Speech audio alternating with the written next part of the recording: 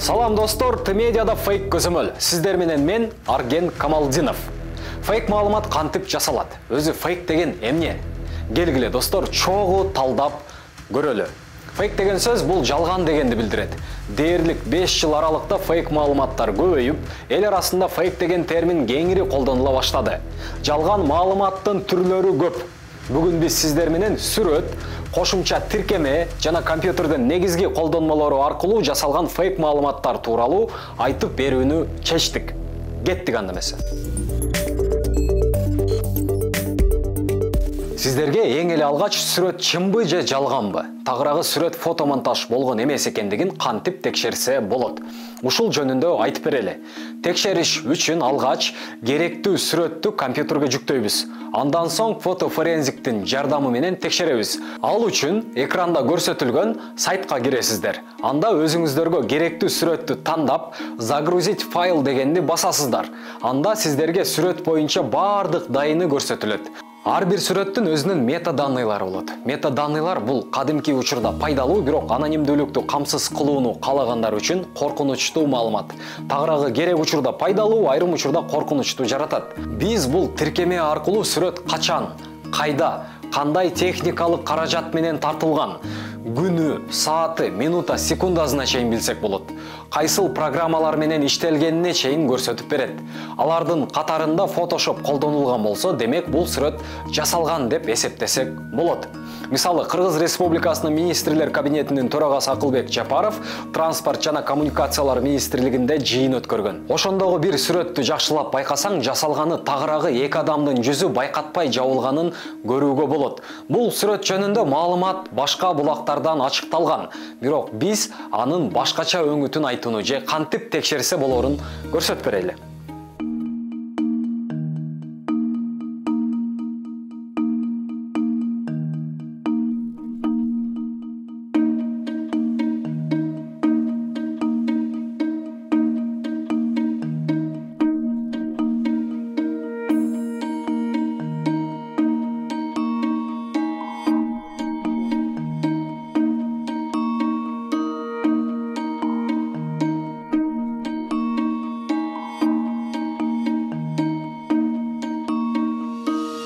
Достор, бул сүрөт мамлекеттик сайтта жүктөлүп турат. Мамлекеттик сайт бул официалдуу булак. Демек, бул сайтка жүктөлгөн сүрөттөгү маалымат чын дегенди билдирет. Ал эми башка ачык булактардан алынган сүрөттөгү метаданныйларына дайыма эле ишенүүгө болбойт. Анткени бардык сүрөттүн метаданныйын өзгөртүп койсо болот.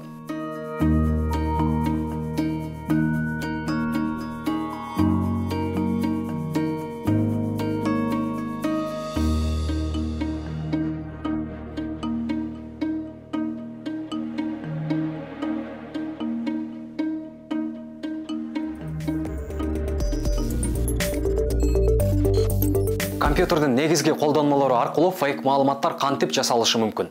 Мисал катары Clubcage'нин атынан таратылган маалыматты алабыз. 23 октябрда социалдык тармактарда Clubcage'нин атынан жалган маалымат таратылган. Буга ишенгендер көп болду. Эми мындай жалган маалыматтар кантип жасалышы мүмкүн? Келгиле, түшүндүрүп берейин. Бизге керектүү макаланы алабыз. Мышканын оң жагын басабыз. Андан кийин посмотреть код дегенди тандайбыз. Ал жакка киргенден кийин каалагандай кылып өзгөртүп койсок болот. Бирок бул өзгөртүп жаткан колдонуучунун компьютеринде гана болот. Андан соң скриншот кылып коомчулукка таратылышы мүмкүн.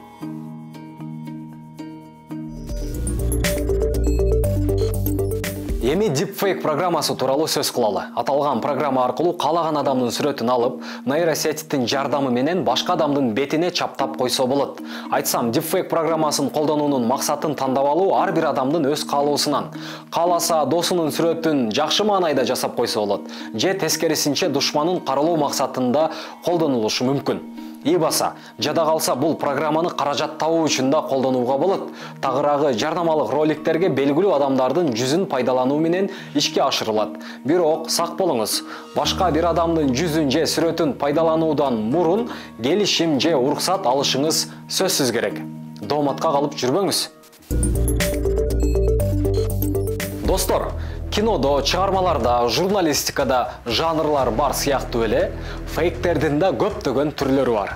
Биз Т-медиа редакциясы четинен ачыктай беребиз.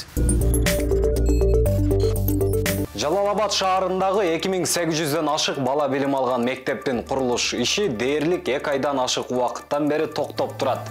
Турмуш басылмасы адистерге шилтеме берүү менен курулуш иши каражаттын жоктугунан улам токтоп турганын жазган. Каржылык маселеси мамлекеттик бюджеттен чечилүүчү 375 орундуу мектептин курулушу үстүбүздөгү жылдын январь айында башталган.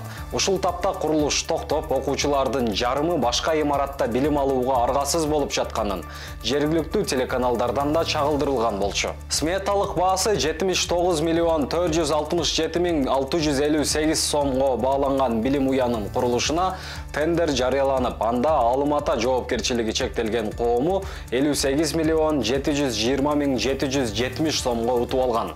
Факт-чекерлер тобу аталган курулуш компаниянын ишмердүүлүгүнө кызыгып көрдү. Юстиция министрлигинин сайтындагы маалыматка таянсак, ишкана 21 жылдын 21 декабрында кайра каттоодон өтүп, анын негиздөөчүсү катары Имаров Абдыразак Абдибакиевич көрсөтүлгөн. Бирок Алымата жоопкерчилиги чектелген коому иш жүзүндө 2015 жылдан бери тендерлерге катышып келгени маалым болду. Биз изине сая түшкөн мекеме 7 жыл аралыгында ондогон тендерлерди жеңип чыккан. Биз Алымата жоопкерчилиги чектелген коомуна байланышы бар деген дагы бир нече компанияларды табууга жетиштик. Алар Баяна Стиль жоопкерчилиги чектелген коому. Баяна Стиль жоопкерчилиги чектелген коому 2018 жылы катталган. Анын негиздөөчүсү катары Имаров Абдибаки Алимович көрсөтүлүп, негизинен кийим тигүүгө багытталган.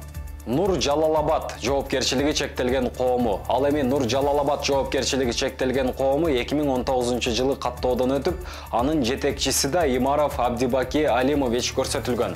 Бул ЖЧКда байпак өндүрүүгө багытталган. Нур ИКО жоопкерчилиги чектелген коому Юстиция министрлигинин сайтындагы маалыматта Нур ИКО ЖЧКсы 2012 жылы каттоодон өтүп, ишмердүүлүгү башка текстиль буюмдарын өндүрүүгө багытталган деп көрсөтүлгөн. Анын жетекчиси да Имаров Абдибаки Алимович көрсөтүлөт. Баса жогоруда атап өткөн 3 ЖЧК тең бир даректе тагыраагы Жалал-Абад шаары Ленин көчөсү 303 дарегинде катталган. Жыл сайын бир эле компаниянын ута бериши бир топ тендерге тоскоолдуксуз катышып калуусу же жөнөкөй тил менен айтканда бактылуу компаниялар биздин өлкөдө көптөп саналат. Алардын катышуусу жөнүндө кынтык жок, бирок жумуштарын өз учурунда жана өз деңгээлинде бүтүрбөй жатканы көйгөй жаратууда. Достор, биздин берүү сиздерди кайсыл бир деңгээлде маалымат менен камсыздап жатат. Эгер пайдалуу болуп жатса, команданын аракети жана ийгилиги деп кабылдасак болот. Кийинки чыгарылышта саясатчыларды колдогон фейк аккаунттар тууралуу кеңири айтып беребиз. Көрүшкөнчө аман туруңуздар.